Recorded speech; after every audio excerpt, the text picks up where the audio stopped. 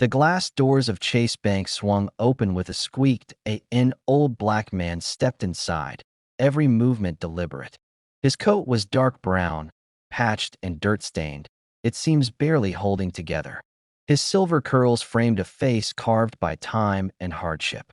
His shoes were worn thin, soles frayed from miles of walking, but he carried a single canvas bag, faded and heavy, hanging off his shoulder like a weight from another lifetime. Inside the bank, the air shifted. People whispered. A well-dressed white woman clutched her purse tightly, her lips pressed in a thin, judgmental line. Two young tellers at the counter exchanged smirks. Must have wandered in by mistake, one of them whispered. What a hassle, the other replied, sneering, but the man didn't flinch. He kept walking, slow but steady, until he reached the center of the lobby. The chatter softened. Everyone turned to look. A tall security guard with a muscular frame stepped forward. His name tag read Stephen Miller, and his hand casually rested on the holster of his gun. His eyes held the kind of disdain that needed no words. The old man straightened his back. His voice, though quiet, carried across the room. This bank is mine. For a moment, there was silence. Then, laughter. The sound rolled through the lobby like a cruel wave. Customers chuckled, employees smirked. Even Stephen allowed himself a mocking grin, but the old man did not move. His deep black eyes were calm, unwavering. In a slow, deliberate motion, he placed his worn canvas bag on the polished marble floor. The sound echoed, silencing a few chuckles. I'm not here to cause trouble, he said, voice steady. I'm here to take back what's mine, what this bank took from me over 50 years ago. The bank manager, James Temp, finally stepped forward from behind the counter. He was a man in his 40s, blonde hair combed to perfection, his cold blue eyes carrying a mix of authority and impatience. Sir, you must be mistaken, Temp said politely, though his eyes betrayed a flicker of contempt. This bank has been owned by the Matthews family since before I was born. Perhaps you're confused. But the old man, Elijah Kirby, slowly shook his head. I am not mistaken, he said firmly. Then, kneeling down with care, Elijah opened the bag. Everyone leaned forward, curiosity replacing mockery. He pulled out a yellowed ledger, its leather cover cracked with age. Raising it high for all to see, Elijah's voice rang clear. This is the original ledger of Chase Bank. From 1948, the year I founded it. My name is Elijah C.K. Kirby, and I am the rightful owner of this bank. The lobby went dead silent. James Temp's face turned pale. Even Stephen's grip on his holster loosened as doubt crept in. Then Elijah untied the bag completely. Bundles of old Chase Bank currency, with a logo long retired, spilled across the marble floor. The bills were faded, yellowed by time. Every dollar here, Elijah said softly, was earned by my hands, by my sweat. And then it was taken from me, because of the color of my skin. The silence in the lobby was deafening. Some customers looked away, ashamed. Others stared in disbelief. Stephen stepped closer, trying to reassert his authority. How do we know this isn't some scam? He demanded, though his voice had lost some of its edge. Elijah looked him straight in the eye. Because I am Elijah C.K. Kirby, the man this bank stole everything from. And today, I've come to take it all back. The weight of his words seemed to fill every corner of the room. What had begun as a joke to the onlookers was now turning into something else, something that could not be ignored. James Temp's fingers tightened around the bundle of faded bills. For a moment, the confident bank manager who ruled this branch with icy precision was gone. He bent down, picked up another bundle, and stared at the old Chase Bank logo printed on the yellowed paper. You're saying, you are Elijah C.K. Kirby? He asked, his voice low but trembling. The original founder of Chase Bank. In 1948? Yes. Elijah's reply was calm, but his words cut through the air like a blade. I am the one who laid the first stones to build this bank. I poured my youth, my sweat, and my soul into it, only to have it all stolen from me, because I was black. Temp's jaw clenched. He shook his head as though trying to shake away a nightmare. If this man was telling the truth, everything Temp believed about Chase Bank, its history, its legacy, its respectability, would crumble. The bead of sweat trickled down his temple. If what you say is true, Temp said, trying to sound firm, then why is there no record of you? I've studied this bank's history. Your name has never appeared anywhere. Elijah didn't flinch. He simply reached into his canvas bag once again and pulled out a worn leather ledger, its cover cracked and nearly falling apart. The words Chase Bank, Ledger, 1948, were faintly imprinted on the front. With trembling but steady hands, Elijah flipped through the fragile, yellowed pages. The lobby was silent. Even the sound of the pages turning seemed deafening. That he stopped on a page filled with faded handwriting and signatures. This, Elijah said, lifting the ledger for everyone to see, is the first official record of Chase Bank. My name, Elijah C.K. Kirby, is right here, alongside the name of my business partner at the time, John Williams. Together, we built this bank from the ground up. He paused, and his voice softened, but the pain behind it was sharp. But greed and racism made John turn against me. He could not accept that a black man could stand as an equal founder. So he conspired with other powerful men, forged documents, spread lies, and stripped me of everything I had worked for. His words hit like hammer blows. The customers who had been snickering before now stood frozen, exchanging uneasy glances. Some lowered their heads. Stephen Miller, the security guard, who had been standing stiff and ready to act, now hesitated.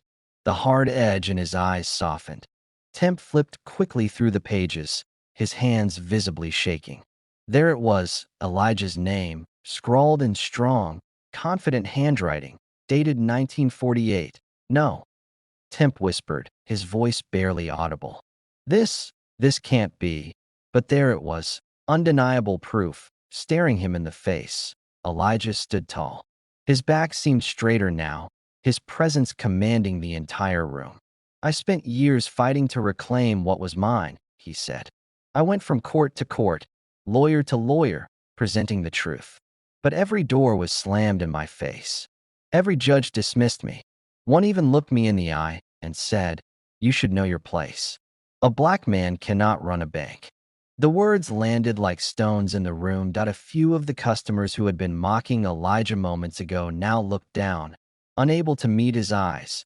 Even Stephen, who had been moments away from throwing the old man out, now stood in silence, his hand no longer on his holster. Elijah's voice softened, but every word carried weight.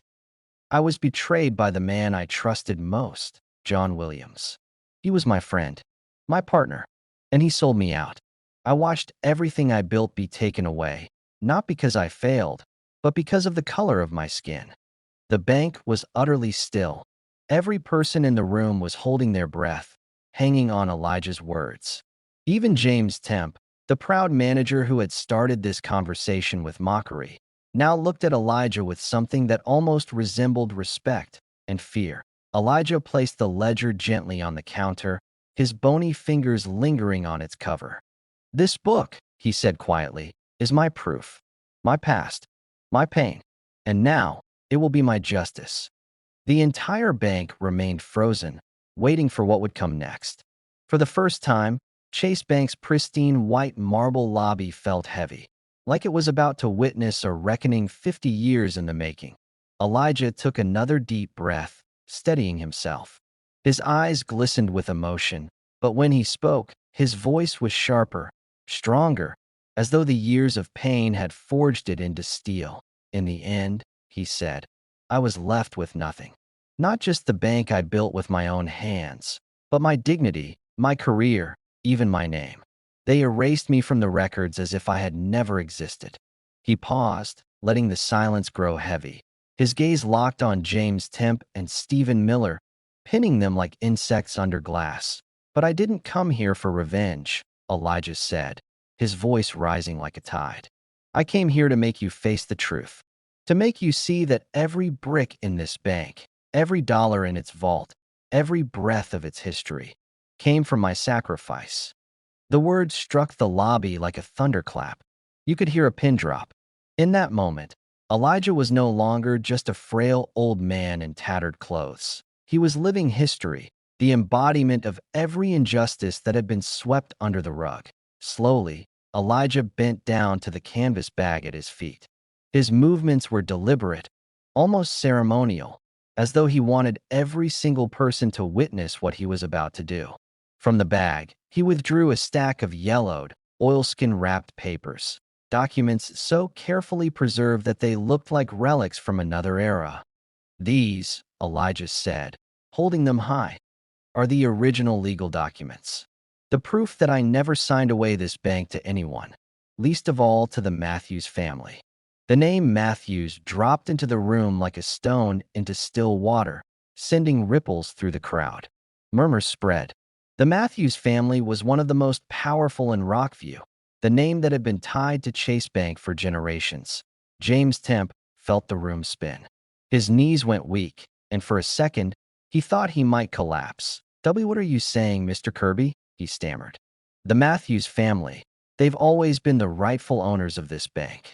That's been accepted fact for generations. Elijah stepped forward, his expression calm but cutting. Look at them yourself, James. Read the truth you've been living blind to.